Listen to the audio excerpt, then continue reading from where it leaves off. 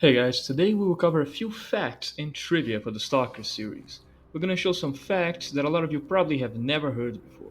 They were pretty obscure, and it took us a lot of time to gather them all, so I hope you guys enjoy it.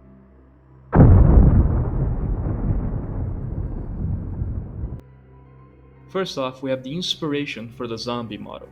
You have probably heard about zombies in Stalker, but have you heard about these types of zombies?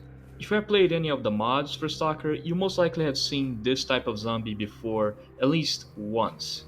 The inspiration for this model of zombie is actually quite interesting since the outfit they wear was actually taken from the jumpsuit that the guides gave to the GSC team that went on the 2002 Chernobyl excursion.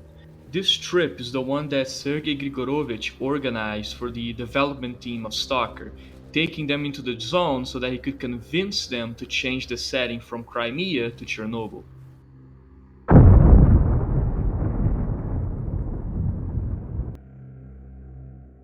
Sakharov's model is based on a real person.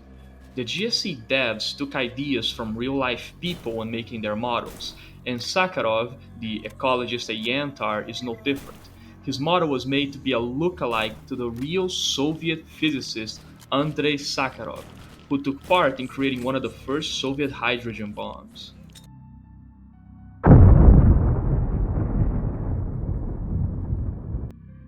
GSC CEO Innovative Youth. Did you know that Sergei Grigorovich used to sell floppy disks with games inside of them in his local radio market?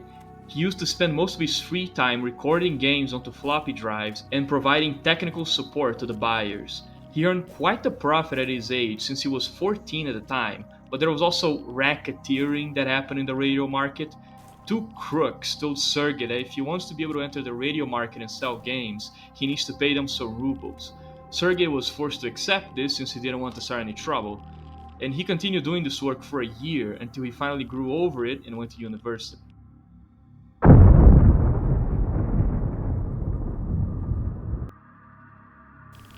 Blitzkrieg is an achievement for Call of Pripyat, which can be unlocked by playing the Artifact Hunt game mode in multiplayer.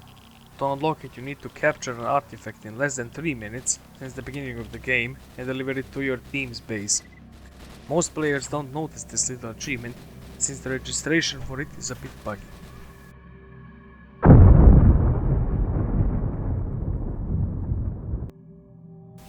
On May 31st, 2015, a Stalker forum user going by the name Loxatron put 3 builds up for sale on the forums, one of which included build 3844, whose price was set to 700 Russian rubles. Then another user from the forums bought the builds altogether for 2500 Russian rubles, who after acquiring it, uploaded the builds to download for free on the forums 2 hours later.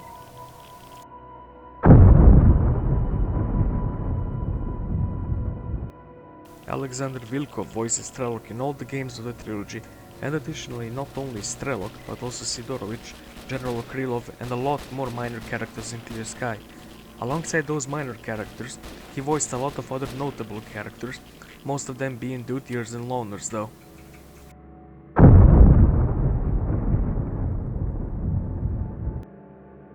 The Snitch, as we know him from Shadow of Chernobyl, is an informant located at the bar who sells useful information on mostly factions of the zone and sometimes story-related characters' intentions. We know that originally it was planned for him to have a different accent to his voice. His voice was to be of a heavy Russian-Jewish accent mix. Here's the audio of it. Подходите, подходите. Для таких, как вы, всегда есть что-то интересное. Моя информация таки может тебе помочь, сталкер.